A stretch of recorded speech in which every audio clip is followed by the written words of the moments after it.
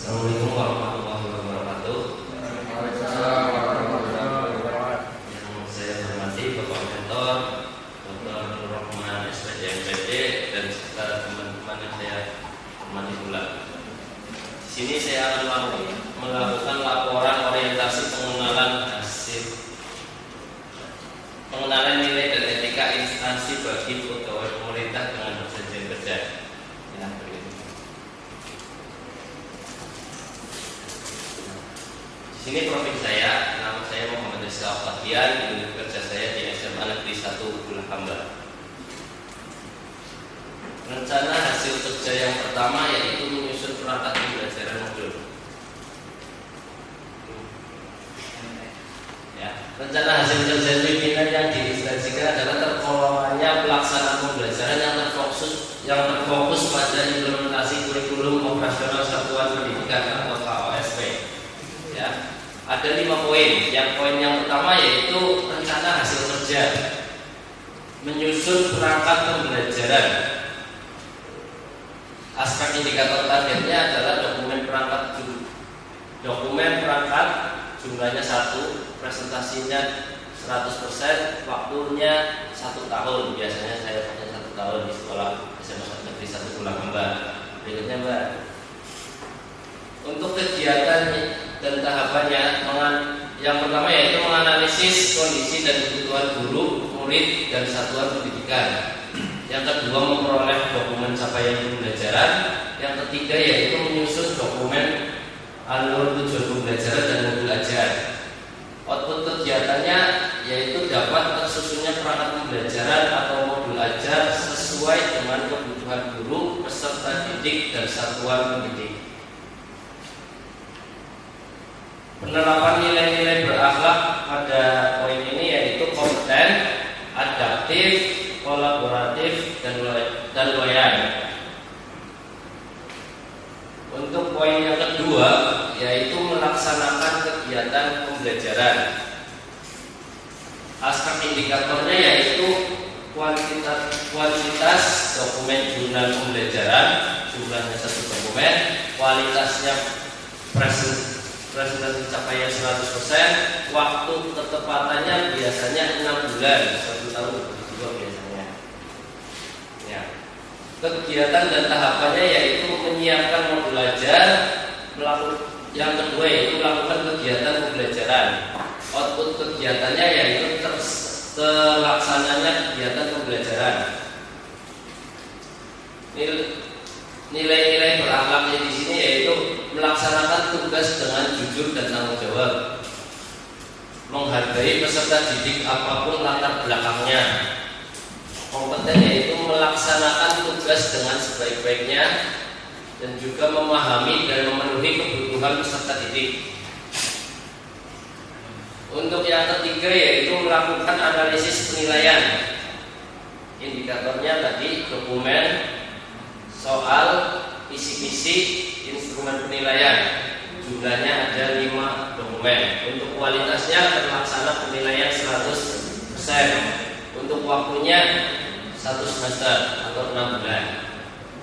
Kegiatan dan tahapannya, yang pertama yaitu membuat instrumen penilaian, yang kedua membuat kisi-kisi soal, dan yang ketiga baru membuat soalnya. Output kegiatan yaitu tersusunnya analisis penilaian. Penerapan nilai-nilai berakhlak di sini yaitu akuntabelnya melaksanakan tugas dengan jujur dan bertanggung jawab. Adaptifnya dapat menyesuaikan proses dan metode belajar dengan kemampuan peserta didik. Kolaboratifnya terbuka dalam menerima masukan dari rekan sejawat. Yang poin keempat yaitu terlaksananya praktek evaluasi pembelajaran. Indikatornya yaitu kuantitas yaitu perangkat asesmen berfokus pada aktivitas interaktif dan hasil penilaian observasi kinerja guru. Jumlah 2 dokumen. Kualitas yaitu terlaksana penilaian 100%, waktunya yaitu 1 semester. Untuk tahap kegiatan dan tahapannya yaitu yang pertama menyiapkan dokumen perangkat pembelajaran yang berfokus pada aktivitas interaktif. Yang kedua pelaksanaan supervisi. Yang ketiga yaitu melakukan tindak lanjut kegiatan evaluasi. Output kegiatan yang pertama tersusunnya perangkat pembelajaran, yang kedua tersusunnya perangkat supervisi, dan yang ketiga hasil supervisi dokumen dan tindak lanjut. Nilai-nilai berakhlak yang di sini adalah akuntabel, melaksanakan tugas dengan jujur dan bertanggung jawab, kompeten, melaksanakan tugas dengan sebaik-baiknya, harmonis, yaitu membangun lingkungan kerja yang kondusif. Untuk poin yang kelima yaitu melaksanakan remedial. Indikatornya dokumen remedial 1, serta kualitasnya terlaksana penilaian 100%, waktunya yaitu 3 bulan. Kegiatan dan tahapan yang pertama yaitu menganalisis butir soal, membuat soal remedial, dan melaksanakan remedial. Tujuan kegiatannya yaitu terlaksananya kegiatan remedial untuk peserta didik. Nilai-nilai yang berakhlak di sini yaitu akuntabelnya melaksanakan tugas dengan jujur dan bertanggung jawab. Harmonis yaitu menghargai orang lain dengan latar belakang yang berbeda-beda. Kolaboratif yaitu terbuka dalam menerima masukan dari rekan sejawat. Terima kasih. Sekian pemaparan dari saya. Monggo dilanjutkan. Saya kembali ke moderator. Terima kasih kepada Bapak Octavian yang telah memaparkan laporan rekomendasi penanganan nilai etika. Untuk selanjutnya tanggapan dari Bapak Mentor dipersilakan. Terima kasih. Terima kasih kepada Mas Rizka dan Pak. Itu soal berjawab. Tadi ada kapan dengan berapa poin totalnya? Totalnya 5 poin. Total nilainya ada berapa? 32. Pas. Nggak ingin ditambah. Belum pengen Pak. Oh, sangat rendah hati kan. Pokoknya kalau sudah cukup ngapain harus ditambah gitu kan? Gitu ya. Dokumen 32 itu sudah terpenuhi semua. Sudah Pak. Oke, ya. Kalau sudah kan berarti sudah habis semua kan? Tidak perlu saya tanyakan harapannya. Karena aku percaya bahwa orang sudah berharap dari sudah rapor, kemudian sudah turunan dari kepala sekolah, saya kira sudah tidak problem. Ini aja dah saya mau diskusi yang lain gitu ya. Menyenangkan guru PJUK gitu. Kesalahan yang sering menjenengan lakukan ketika mengajar apa benar semua? Saya sebagai orang biasa tetap ada salahnya Ya, Pak. biasanya tidak banyak. Biasanya di apa?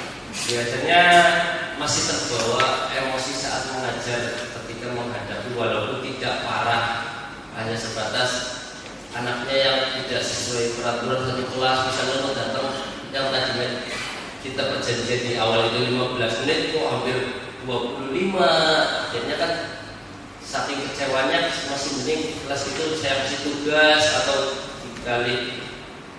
dikasih tugas yang lainnya. Maksudnya panjenengan sudah di lapangan, kemudian siswanya itu langkahnya agak di slow itu ya. Iya Pak. Kalau biasanya pas awal itu ada poinnya dulu untuk pergantian baju berapa menit dan lain sebagainya. Nanti olahraga seperti itu biasanya.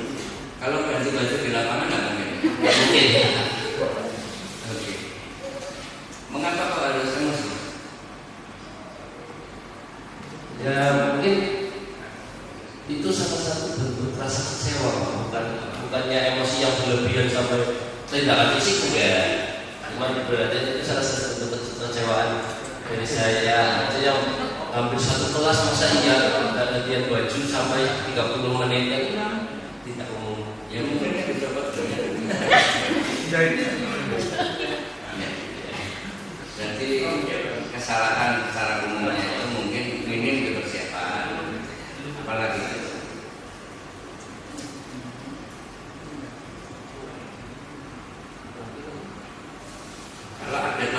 selalu update ya materinya ya. Kalau selalu update Pak. Materi, kemudian hubungannya dengan siswa sering dipaksakan di aktivitas kelas. Pokoknya kamu Betul nggak? Untuk sekarang lebih menjurus ke kebanyakan di proyek. apa proyeknya olahraga? Ya contohnya kalau sekarang kan misal di senam lantai Pak, di materi senam lantai kan waktu dulu kan hampir semua guru itu menganjurkan semua anak itu melakukan senam, melakukan contohnya roda depan.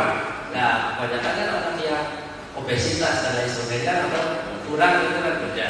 Kalau sekarang lebih menerapkan di proyek di mana satu nanti dibagi beberapa kelompok dan saling menganalisis temannya. Setidaknya anak yang obesitas tersebut walaupun tidak bisa mempraktekkan, tapi dia mengetahui langkah-langkah yang benarnya.